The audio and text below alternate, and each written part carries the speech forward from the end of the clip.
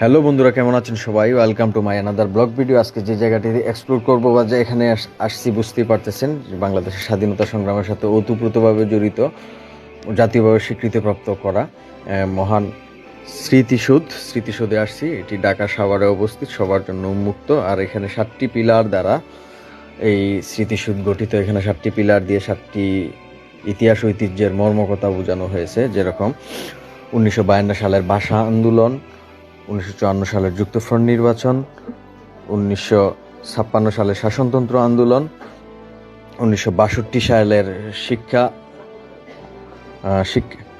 আন্দোলন, 1961 সালের 6 দফা আন্দোলন, 1969 সালের গণঅভ্যুত্থান এবং সর্বোপরি হচ্ছে গিয়ে 1971 সালের মহান স্বাধীনতা যুদ্ধে বাংলাদেশের যে বিজয় গাথা, এটি এখানে বোঝানো হয়েছে। এই 7টি স্তম্ভ দিয়ে 7টি ইতিহাস, বাংলাদেশের সাথে জন্মলগ্নের সাথে যে কঠিন ইতিহাস বাস্তবতা, সেটি তুলে ধরা হয়েছে।